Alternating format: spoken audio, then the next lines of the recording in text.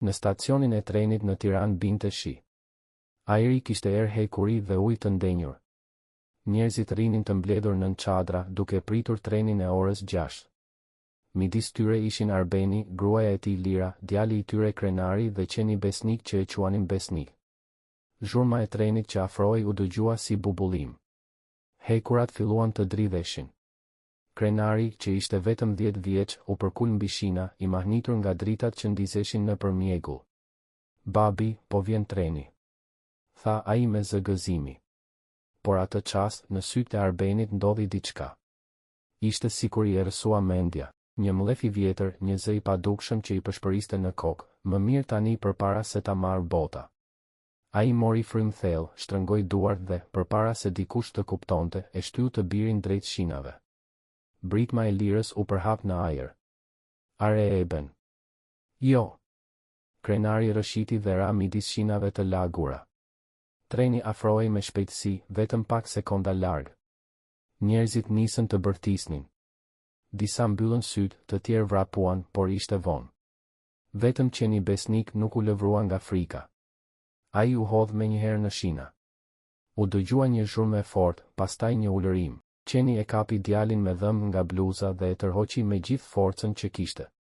Treni kaloi si rrufe, aq afër sa valët e ajrit i rrëzuan njerëzit më të afërt. Pas pak sekondash, gjithçka u qetësua. Njerëzit hapën sytë. Në mes të shiut, pranë shinave, Besniku qëndronte duke mbajtur me dhëmbë bluzën e Krenarit. Djali ishte i tronditur, por i gjallë. Qeni kishte plag në krah, por nuk e lëshonte. Lira vrapoi drejt tyre, me lot në fytyrë. Krenar. Bërtiti. Krenar, më dëgjon? Djali mezi mori frym. Mami. Besniku më shpëtoi. Njerëzit u mblodhen rreth tyre, të hutuar, të lagur deri në palc. Disa mbanin duart në gojë nga tronditja. Një grua përshpëriti, ai që ne mori nga vetë vdekja. Në mes të gjithë atij kaosi, Arbeni qëndronte i ngrirë. Sytë i ishin bërë bosh.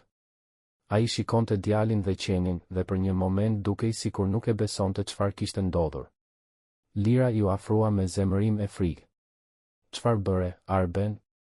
Çfarë të shtyu ta bësh këtë? Ai hapi gojen, por nuk doli asnjë fjalë. Vetëm sytë ju mbushën me lodh. Nuk e di, përshpëriti ai. Nuk e di pse. Besniku, ende i plagosur, u afrua ngadalë drejt tij dhe e shikoi drejt në sy. Ishte një shikim i ftohtë, i zhgënjur, gati njerëzor. Arbeni u tërhoq një hap pas, sikur të kishte parë diçka që se priste. Një oficer që ndodhej në stacion vrapoi pranë tyre. Çfarë ndodhi këtu? Një dëshmitar bërtiti, ai e shtyu djalin. Vet babai e hodhi mbi shina. Oficeri e kapi Arbenin për krahësh. A është e vërtet kjo? Arbeni nuk foli. Vetëm uli kokën dhe pa Krenarin që përqafohej me Lirën. Një rrjedh gjaku i holl i dilte Besnikut nga qafa, por ai ende qëndronte në këmbë, me sytë të ngulur te djali. Treni ishte ndalur më tej, me zhurma të metalë. Nga kabina doli makinisti i tronditur duke pyetur nëse dikush ishte lënduar. Njerëzit nuk i përgjigjen. Të gjithë shikonin vetëm drejt Arbenit që tani duke i rënuar. Lira e mbajti djalin fort në kraharor dhe i bërtiti burrit, ti nuk je më baba. Ai qen ka më shumë shpirt se ti. Arbeni nuk e kundërshtoi. Ai vetëm e uli kokën dhe pshertiu. Lotët i përzieshin me shiun. Qeni u ul pranë djalit i lodhur, por krenar. Në ajër ndihej era e rëndë e shiritave metalik të trenit dhe e ujit të nxehtë që përplasej mbi shina. Heshtje. Pastaj, një nga kalimtarët tha me zë të ulët, do t'ja kujtojmë për vite atë që ndodhi sot. Babai e hodhi të birin mbi shina, por ajo që bëri qeni ishte e pabesueshme. Dritat e trenit ndriçuan fytyrën e lagur të Besnikut. Ai ngriti kokën dhe lehu një herë, fort, si për ta vulosur atë çast. Dhe nga ajo ditë, askush nuk e quajti më thjesht një qen. Ai u bë simboli i asaj që njeriu kishte harruar, instinkti për të mbrojtur, edhe kur dashuria njerëzore dështon. Pas ngjarjes në stacion, gjithçka u kthye në heshtje. Njerëzit u shpërndan ngadalë, duke folur mes tyre me zë të ulët. Vetëm pika e shiut që binte mbi shinat bosh vazhdonte të krijonte atë ritmin e ftohtë që nuk pushonte kurrë. Treni u largua, por ajri mbeti I rënd, I ngarkuar me diçka që askush nuk dinte ta shpjegonte. Lira po mbante krenarin fort në krah, e mbuluar me xhupin e saj të lagur. Djali dridhej, jo vetëm nga I ftofti, por nga frika. Besniku, qeni I plagosur, rinte ulur pranë tyre, duke marrë frymë me vështirësi. Kishte gjak në qaf, por nuk lëvizte. E vetmja gjë që e mbante gjallë ishte shikimi I butë I krenarit. Oficeri Sokol, I cili kishte mbërritur I pari në vend ngjarje, po fliste me disa dëshmitar. Zëri I tij ishte I ulët, por I prerë. Po thoni që babai e shtyu djalin? A jeni të sigurt për këtë? Të gjithë e pam, u përgjigj një burr me pallto gri. Se preku askush tjetër. Sokol hodhi syt drejt Arbenit. Ai qëndronte ulur në një stol I lagur nga shiu, me duart që I dridheshin në prerë. Nuk e ngrinte kokën. Lira e shikonte me një përzierje dhimbje e neverie. Arben, tha Sokol me ton të qetë. Duhet të na shpjegosh çfarë ndodhi. Arbeni ngriti kokën ngadalë, sytë e tij ishin të zbrazët. Nuk e di, pëshpëriti. Se mbaj mend. Thjesht ndjeva diçka brenda vetes, një zë. Mu erën sytë. Lira pshërtiu dhe e tërhoqi krenarin më afër vetes. Një zë? Tha ajo me sarkazëm të hidhur. Tani po flet për zëra? Ti deshe ta vrasësh djalin tënd. Sokol ngriti dorën duke sinjalizuar që ajo të qetësoj. Mjafton për tani. Do ta shoqërojmë në komisariat. Duhet të kuptojmë çfarë e shtyu ta bëj këtë. Në atë moment, besniku u ngrit me vështirësi. Gjaku I përzier me shi I rrifte mbi putra, por ai u afrua drejt Arbenit. Njerëzit që kishin mbetur përreth u ndalën për ta parë. Qeni e vështroi gjatë, pastaj u ul përsëri, pa lehuar. Ishte një heshtje e ngarkuar me domethënie, sikur edhe kafsha e dinte që asgjë nuk do të ishte më si më parë. Sokol u përkul pranë tij. Çfarë I ke bërë këtij qeni, Arben?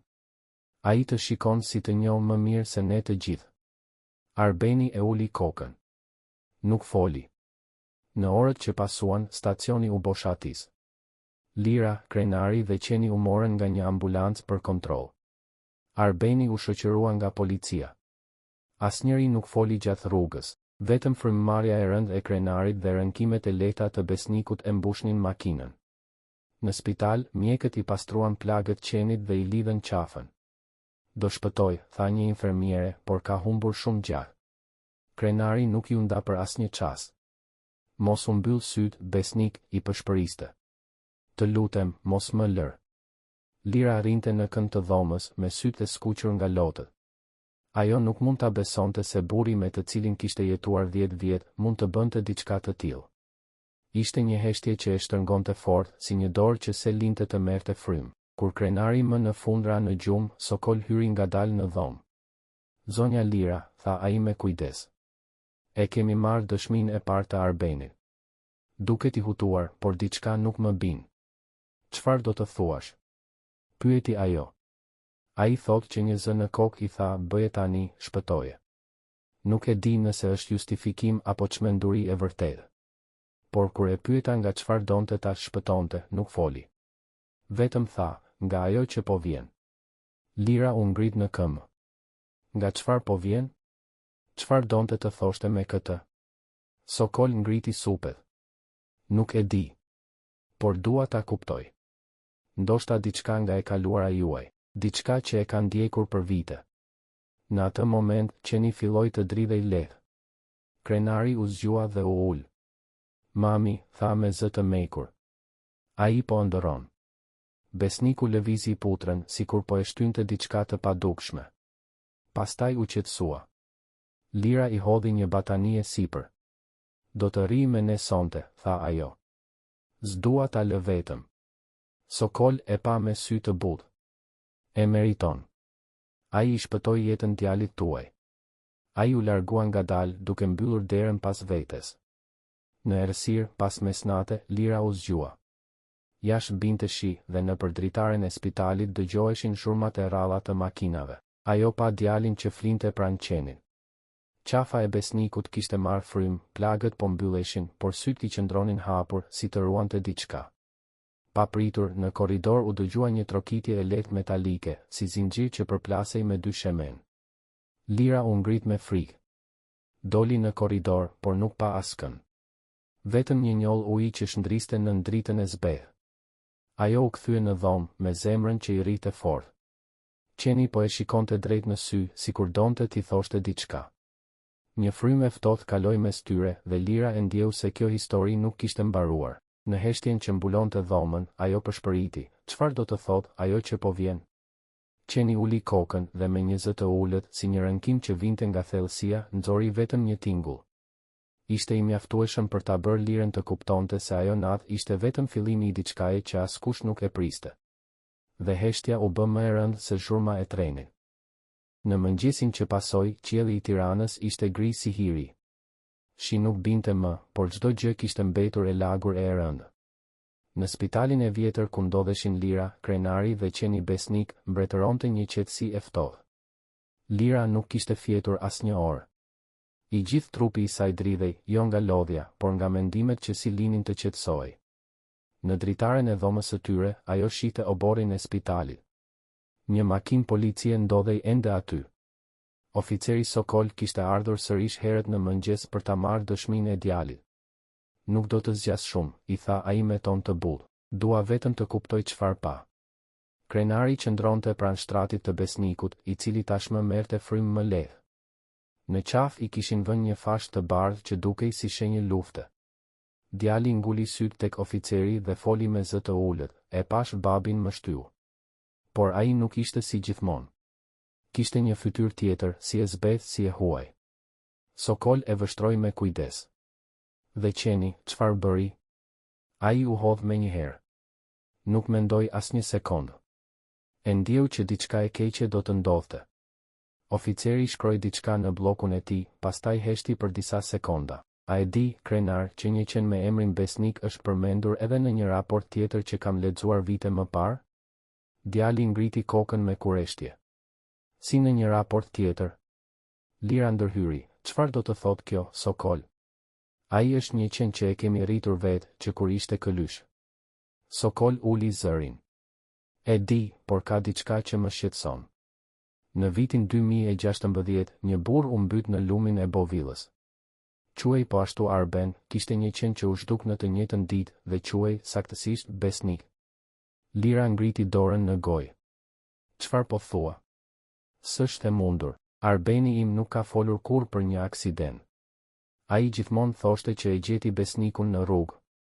Sokol hapi bllokun e vjetër dhe ja tregoi një fotografi të zverdhur, një burr me fytyrë të ngjashme me një qen pranë tij.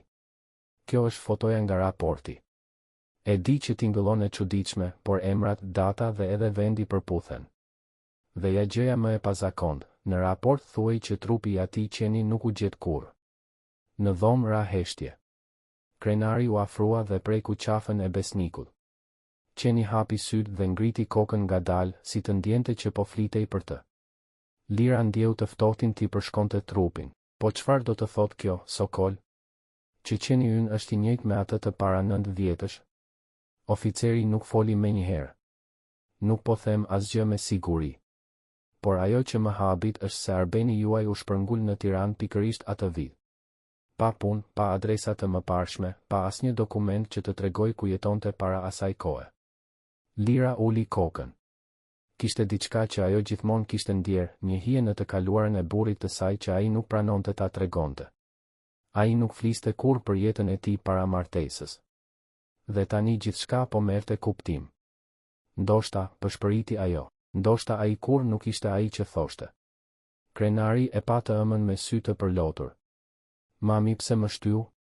Lira i fshy lotët dhe e përqafoi fort. Nuk e di, biri im. Por do ta marrim vesh. Atë pasdite, një njeri i moshuar u shfaq në spital. Ishte Genti, një burr rreth të 70-tave, me fytyrë të rrudhur dhe sy të errët. Ai kërkoi të fliste me Lirën. Kam dëgjuar për ngjarjen, tha ai.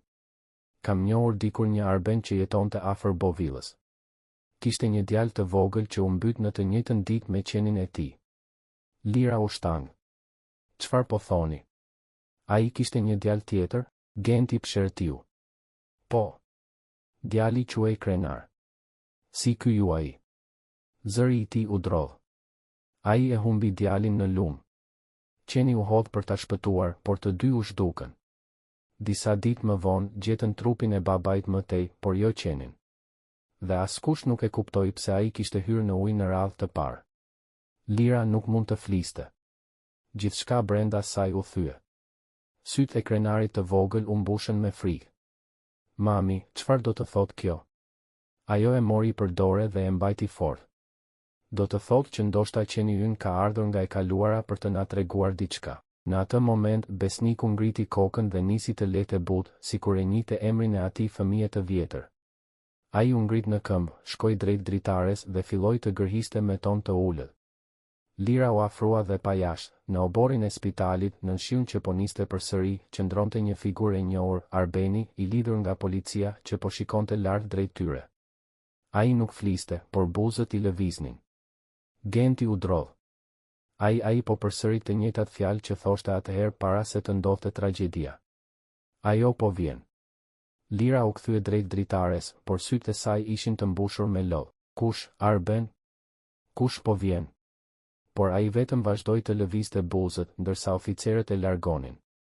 Në atë çast, besniku u ul dhe filloi të dridhej. Një tingull i lehtë, si rënkim, doli prej tij. Dhe Lira kuptoi se e kaluara nuk kishte mbaruar.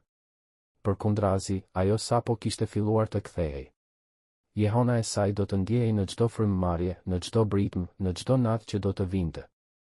Mbrëmja kishte rënë mbi Tiranë si një batanie e errët.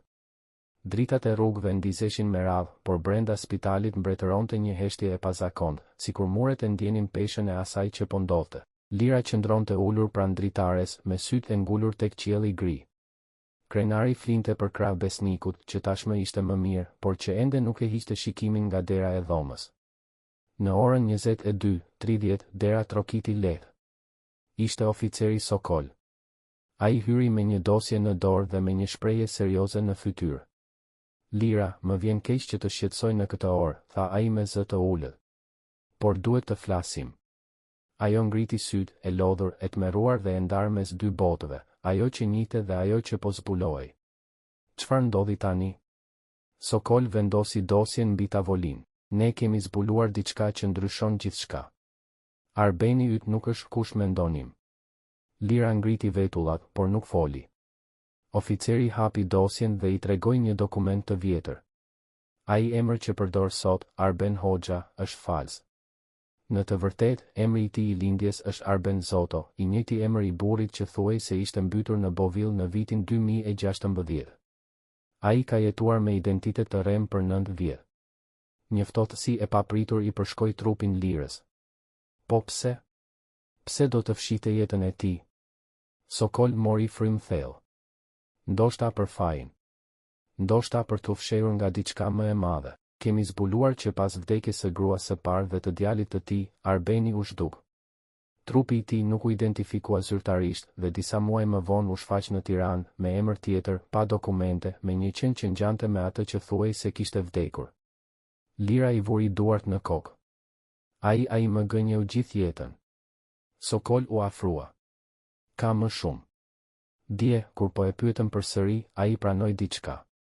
Tha se çdo natë që prej ditës që e humbi djalin e parë, dëgjonte një zë që e thërriste nga uji. Mos e le të ndodh përsëri, thoshte ai. Dhe kur pa djalin tuaj pranë shinave, e mendoi si një përsëritje. Ai donte ta ndalte fatin, por përfundoi duke e rishkruar. Lira nuk mund të mbante më lotët. Ai deshi ta shpëtonte duke e vrarë. Ndoshta mendonte se po e shpëtonte nga diçka që se kuptonte. Ai nuk është i kthjellët. Por një gjë është e qartë, nuk ishte thjesht një impuls. Ishte frikë. Një frikë e vjetër që ka jetuar brenda tij për vite. Në atë moment, një trokitje e lehtë u dëgjua në derë. Ishte Genti, burri i moshuar që kishte ardhur më parë. Më lejoni të flas me të, tha ai. Unë e njoh të vërtetën. Sokol e lejoi të hynte. Genti u ul pranë Lirës dhe mori frym thellë. Lira, më duhet të ta them. Unë kam qenë aty, atë ditë në Bovill. Kam parë çfarë ndodhi. Sytë e saj u mbushën me lodh. Çfarë ndodhi vërtet, Genti? Ai uli kokën. Ai nuk e hodhi djalin në ujë për ta vrarë. Djali u rrëshit vetë. Arbeni u hodh ta shpëtonte. Qeni u hodh pas tyre. Të tre u zhdukën. Kur njerëzit gjetën trupin e Arbenit, ishte shumë i ndryshuar dhe askush nuk e dinte nëse ishte ai me të vërtetë. Disa thanë që ai kishte mbijetuar, të tjerë se kishte vdekur. Por disa muaj më vonë, në fshat, filluan të shfaqeshin tregime për një burr që fliste me qenë dhe shmangte njerëzit. Sokol ndërhyri, po ç'lidhje ka kjo me ngjarjen e djeshme? Genti ngriti syt. Ai nuk është thjesht një njeri që gënjeu. Ai është një njeri që u kthye. Dhe qeni gjithashtu. Ndoshta nuk e dini si, por ata nuk duhet të ishin këtu. Lira u ngrit në këmbë, fytyra e saj e zbeth si letra. Do të thuash që ai vdiq vërtet? Dhe që ajo që jeton sot është diçka tjetër? Askush nuk foli. Vetëm era që frynte nga dritarja përplasi dosjet në tavolinë. Në atë çast, besniku filloi të lehtë, por ndryshe nga herët e tjera, një tingull i gjatë, i ngjirur që të futej në palc. Krenari u zgjua dhe u ngrit. Mami, ai po leh drejt teje. Pse po e bën? Lira u përkul dhe pa që qeni shikonte pikërisht të duart e saj, ku tashmë gjendeshin disa pika uji. Por nuk binte shi. Ajo ngriti dorën me ngadalë, ishte lagur vetë, sikur dikush ta kishte prekur me ujë të ftohtë. Genti pëshpëriti me zë të dridhur, ai është lidhja mes tyre. Ai është dëshmia që e kaluara nuk ka pushuar së ekzistuari. Në atë çast, dera u hap me forcë. Një polic hyri me ngull. Zoti Sokol, duhet të vini urgjent. Arbeni është zhdukur nga dhoma e ndalimit. Sokol ngriti kokën i tronditur. Si u zhduk, ishte në mbikëqyrje. Dritarja ishte e hapur, por nuk ka asnjë gjurmë. Vetëm ujë në dy sheme si shiu i bovillës. Në atë moment, besniku u ngrit dhe nisi të lehte me forcë, duke u përplasur në derë. Krenari e ndoqi me sy të hapur. Ai e ndjen. Bërtiti. Ai e di ku është babi. Lira nuk lëvizi. Ishte e ngrirë. E vetmja gjë që dëgjonte ishte zëri i brendshëm i saj që përsëriste fjalët e Arbenit, ajo po vjen. Dhe për herë të parë, ajo ndjeu se ndoshta ai kishte pasur të drejtë. Sepse diçka e ftohtë, e padukshme, po afrohej. Dhe çdo sekret që ishte fshehur deri atë natë, po fillonte të çahej, si muri i një digë që nuk mund të mbante më peshën e së vërtetës. Natën tjetër, Tirana u mbulua nga një shi i dendur që dukej si përsëritje e një nate të harruar. Sokol kërkonte Arbenin në çdo cep, por kudo gjente vetëm gjurmë uji që zhdukeshin papritur. Lira e dinte se ai nuk ishte ikur larg, ndjente praninë e tij, ashtu siç ndjente frikën që i shtrëngonte kraharorin. Besniku nuk pushonte së lehuari.